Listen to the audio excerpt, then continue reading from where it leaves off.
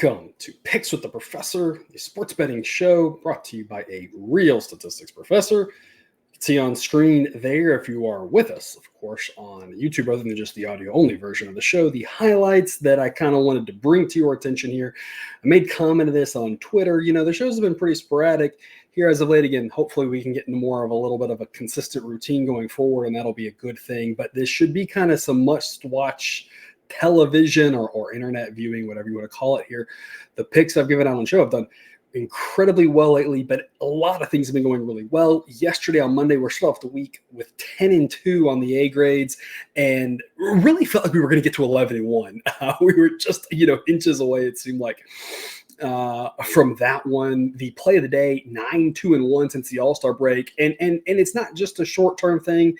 Again, we've been talking about this back in early May. I kind of changed it before that. If you're with us here, and many of you have been, I kind of let the model decide A, B, or C. And since then, I decided to have the model only decide B or C, and then if I like it, it gets that A grade, just so I can kind of have a little bit more of an input of, hey, I know the model thinks this, but maybe it's not taking into account this bullpen usage or whatever's going on. And so since we made that change, and that was, we're looking at almost 3 months of data now, over 1,000 picks, the ones that I like the most. If you're a $10 bettor and you have a $500 bankroll, you've basically doubled that bankroll. If you're a $10 bettor and you just go with the top model plays, all the A or B picks, you've almost tripled your bankroll. Now we're talking about a 5% ROI, and that's a solid number considering you get to compound that. It's not 5% APY, where you get 5% of the whole year, right? That's 5% every single day. 5% doesn't double itself if you put that money into a savings account. But here, 5% has more than doubled itself and almost tripled itself depending on what you're doing. I know a lot of people will put $10 on all the B grades and $20 on all the A grades. And so there you get to add those numbers up. If that's been you since we reclassified grades there, you're up almost $1,300. If you're just up to $10, $20 better. If you bet more than that, you can do the math yourself. It pays to be with us over on Dub Club. I don't really know what else to say other than check it out today.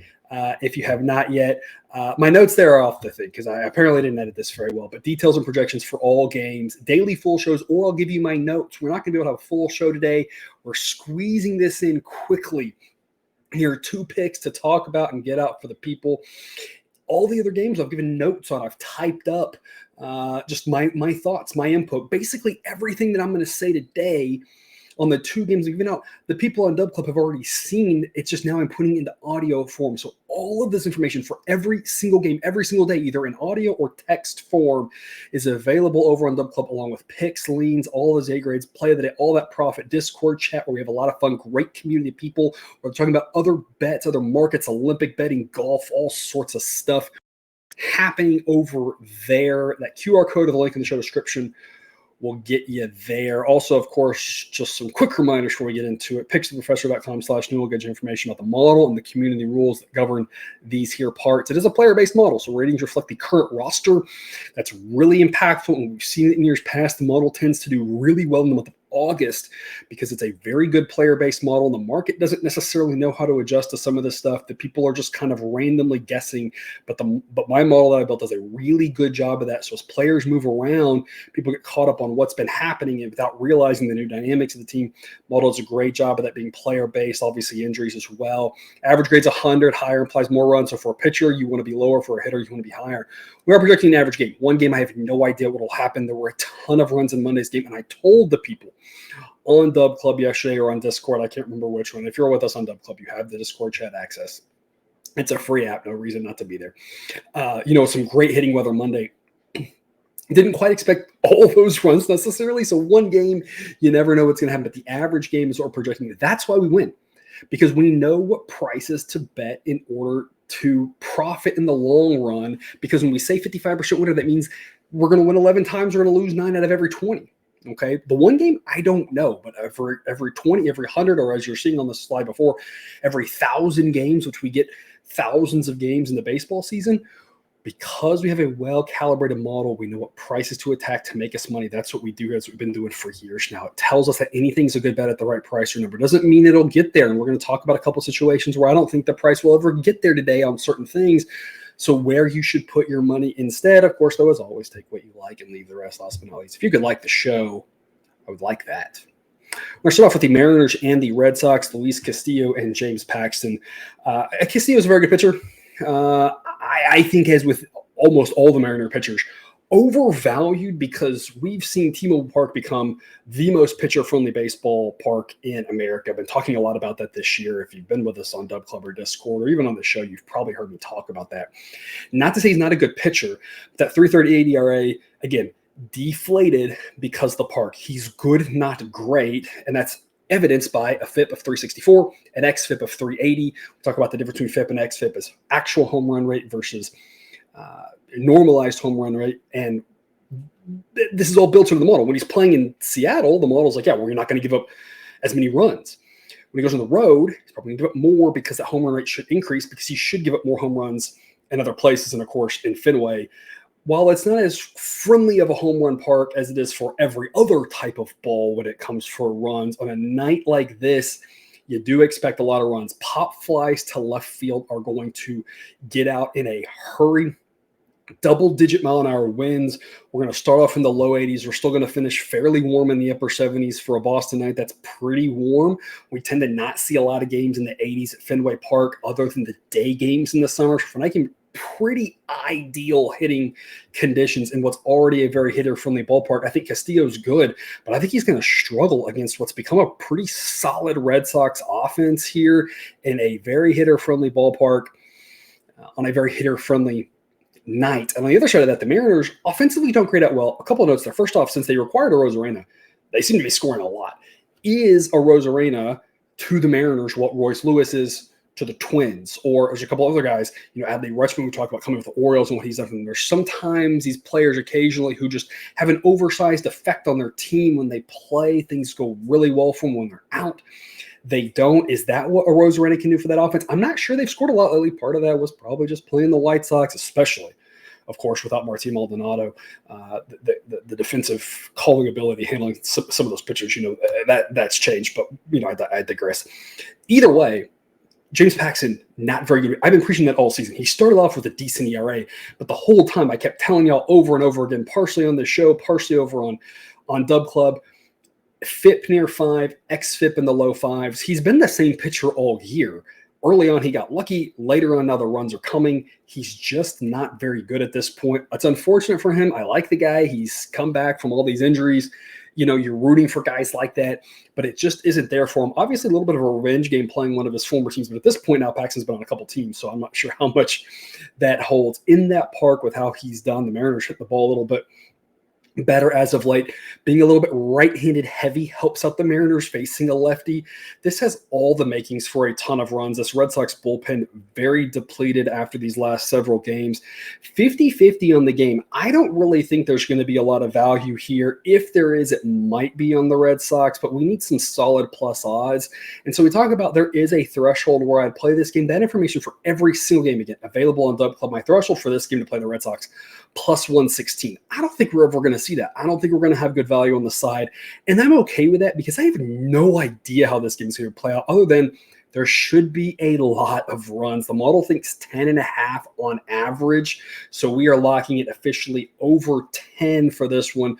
Push protection on 10 could matter. Odd numbers are a little bit more common. They're a little bit less common once you get into the double digits, right? 11 is a little bit more common than 10 and 12, but you start to really see that decrease versus, say, a number like 7 or even 9, because obviously there's a lot more ways you can get to 10 and stop there versus, some of your lower numbers.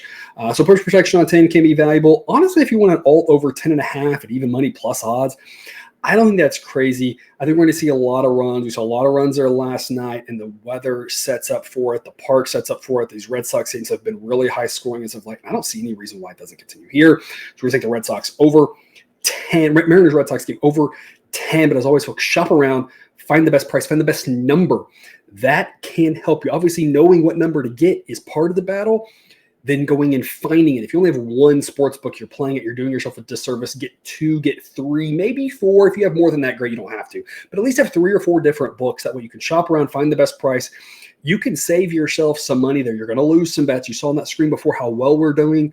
we lose a lot of bets. That's okay, because by shopping around, we lose less than we lose. We win more than we win. And the more that we win helps us make money. And if you shop around, you should be able to do even better than what I'm showing, because what I'm showing is just using one sports book. So you should be able to beat that by shopping around.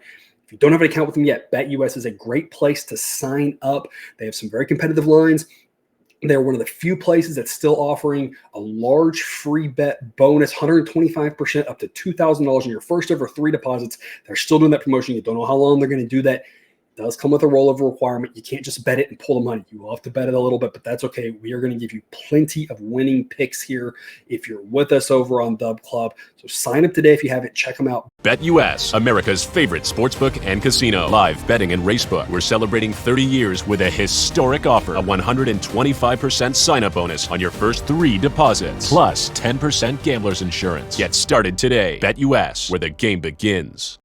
And one more game to talk about here before we sign off. I'm going to move on with some stuff with a little one here. Rangers and Cardinals. We talked a little bit this year about St. Louis, about Busch, the new Busch Stadium, right? It was fairly pitcher-friendly for the last many years. It's turned into a pretty hitter-friendly ballpark, especially on warmer days. It's been one of the ones that's changed a little bit this year. And folks, it's going to be a hot one. Low 90s in St. Louis here to start this one, upper 80s. We do see 100-degree temperatures in St. Louis, and sometimes for a night game, but this is towards the top end of how hot you're going to expect a night game to be in St. Louis. We're also going to be aided a little bit with some slight wind blowing about 5 miles an hour, blowing out, helping us get turn some more warning track fly balls into home runs, doubles into home runs, something like that. On top of that, you've got a couple of pitchers here who can really struggle. Max Scherzer, obviously still a good pitcher, as you can see by the 89 rating. Not as good as he once was. Underlying metrics are a little bit higher than his ERA in the upper 3s. That's still good, but it's not like it's quite the same dominant form he's been before. This Cardinals offense, after struggling at the start of the season, has been fairly good, been putting up some runs mostly at home. They can be kind of inconsistent. The Rangers offense can be kind of inconsistent too, as can Lance Lynn. It's a recipe that sounds kind of similar to the first game we talked about. I don't really know what's going to happen. I just think someone's going to score with the way that park's been playing and the weather. I think it'll be kind of like last night, a 6-3 type game. Who wins? I have no idea who wins, but I think we should see more runs than the sportsbooks are expecting. We locked in over 8 at -118 earlier. But from the time when I see this at the Dub Club to just getting these slides ready and starting this recording, I've seen a lot of places it's already gone up to 8.5. Did still see an even money on over 8.5, which is good. Even if you're playing something at -110, though, over 8.5, still a pretty good bet, as Sideline thinks that the average number of runs in this one will be 9.1. So we really like the over on this one. Again, with regards to the game, model leans slightly to the Rangers, largely due to the fact that their starting pitcher in Scherzer, even though, again, I mentioned he's taken a step back from maybe his peak days, is still a much better pitcher than Lance Lynn. Cardinals slightly better on offense, but not really much to think about. Not really a ton helping them there. A little bit of home field edge, but again, slightly into the Rangers. The issue, of course, is that our threshold to play them is still going to be something in the plus odds, which we aren't seeing. And for the Cardinals, our threshold's more in the lower +120. So again, the thresholds for all these picks, where they become good picks available for every single team. You know exactly what price to play over on Dub Club, along with first 5 information. I'm talking about the first 5s here because I had a lot of other things to talk about. So first 5 stuff also available over on Dub Club, like the over here in this one. Of note, last but not least here, trade deadline. There are a bunch of games where I put some question marks, and I've already given the notes out to everybody. So everyone in Double Club gets what I would say mostly on this show in text form for every single game, every single day. With the trade deadline, you got a lot of hitters that might be moved, a lot of relievers, maybe a starter or two. That happened yesterday. That was kind of surprising. Don't think that'll happen. I didn't think it would happen yesterday. The ways that can affect games definitely matters if you're playing first 5 or full game, because if you're playing full game, you got to be thinking about the bullpen's first 5. You don't really have to worry about that. With regards to this one, the Rangers have already made a couple trades. I don't know what the Rangers' real plan is. We know what teams say. We don't necessarily know what's really happening. They're obviously having a disappointing season. They might make some more trades.